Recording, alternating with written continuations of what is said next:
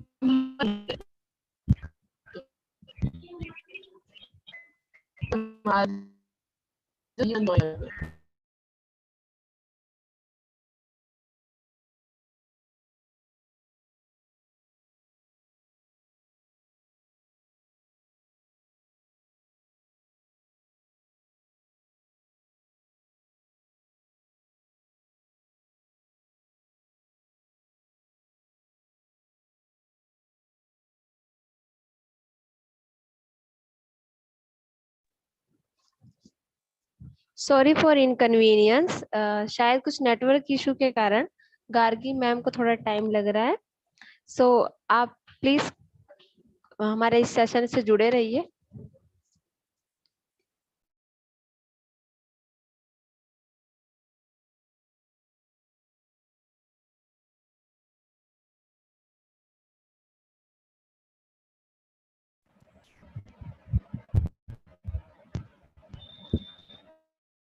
Audible now, ma'am? Yes, ma'am. Hello. Hello. Am I audible, ma'am? Yes, ma'am. Now Hello. you are audible. Yes, ma'am. You are audible now. Yes, ma'am. Now you are.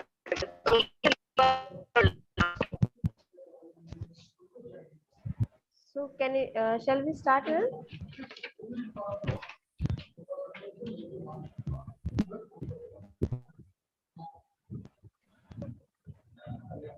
Ma'am, are you ready?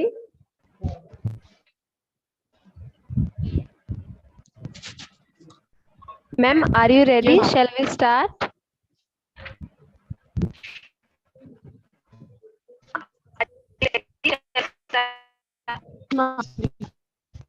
Okay. Good afternoon to one and all present here. I, Jyotish Sharma, Assistant Professor, IIMT University, Meerut. Welcome you all on the behalf of IIMT University. We are on the third day of 7-day workshop on the topic Future Perspective of IPR. Now, I would like to introduce our eminent speaker of second session on the third day, Assistant Professor Ms. Kargi Singh. Ma'am has done Masters of Law distinction from IIMT University, Noida, with 8.96 point. Now she is pursuing PhD in law from IIMT University. She is awardee of many academic and sports competition. She has organized many national and an international conference. Without taking too much of your precious time, I would like to welcome to start this lecture. And I thought her lecture will be very much thought-provoking to all of us. Now you can start.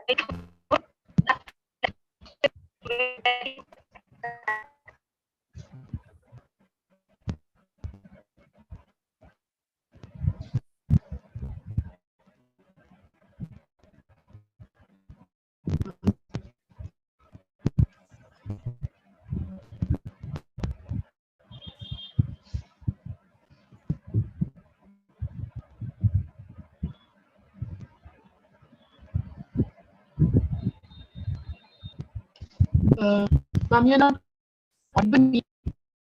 Hello. I'm audible.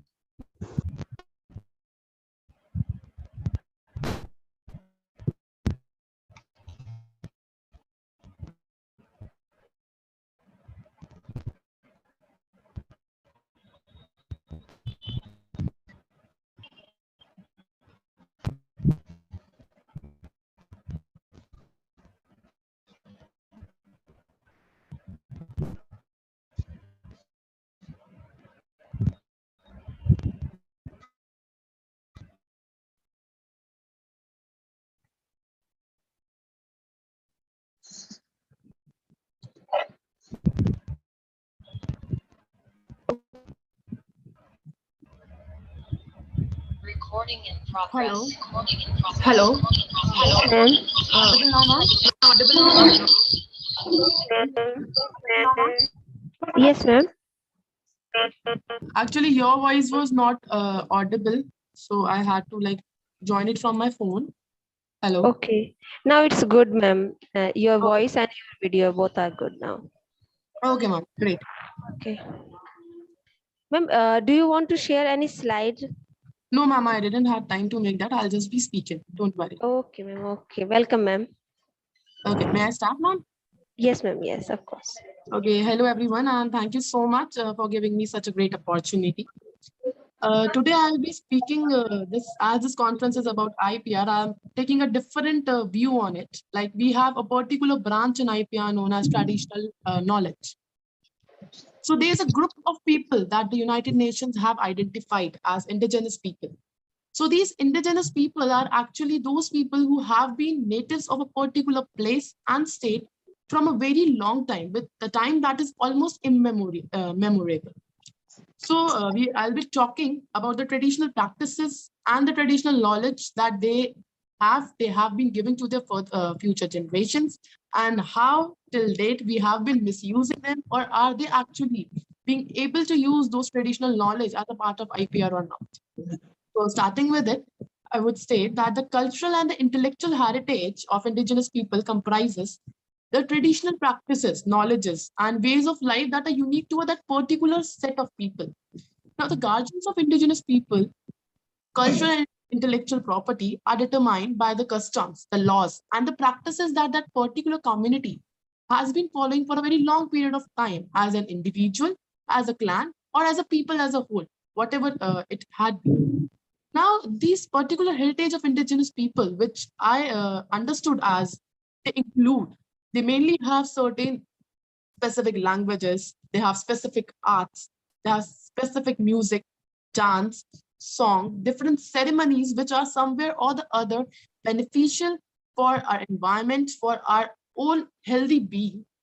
Except from that, they have a specific knowledge of the agriculture and ecologic development and the balance also. And they have certain practices which we can call them as spiritual also, but they have somewhere or the other a great influence on a particular part. Same way, they are actually not being documented anywhere in any country. No country had been till now able to document any of these religions, what type of ceremonies they follow, what is the different type of art they follow. Like if we talk about India, the northeastern states, they are mainly the people living there are indigenous people, because they are actually scheduled tribes, as we call in the Indian constitution. But these particular people have certain art form, which is something they only are able to make it. But what our particular generation is doing, purchasing the particular product from them and just branding them in our own name and then selling it. So I think that whatever mainly all the countries, these particular traditional values, the sacred styles, the spiritual and different ceremonies they follow are being exploited by ourselves and the tourists that are visiting those particular sacred lands. Moving forward, I would say that there are many cultural artifacts and ancestral human remains that were taken from such sites without the permission of these indigenous people. But certain governments are working toward it, and they are being held in museums and collective institutions around the world. Increasingly, indigenous people are seeking to have these items returned to them as a sign of respect for their cultural tradition and practices. The indigenous intellectual property includes information, practices, beliefs, and philosophy that are unique to each indigenous culture. Once traditional knowledge is removed from an indigenous community, the community loses control over the way in which that knowledge is used. In most of the cases that I have observed and I have read is that the system of knowledge that has evolved over many centuries is very unique to the indigenous people customs, traditions, and the lands and the resources they have been using.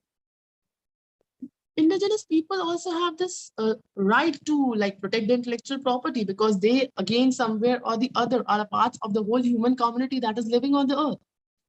But the community loses its control over the way in which that knowledge is used, because we, after getting certain knowledge, we use it on our own use.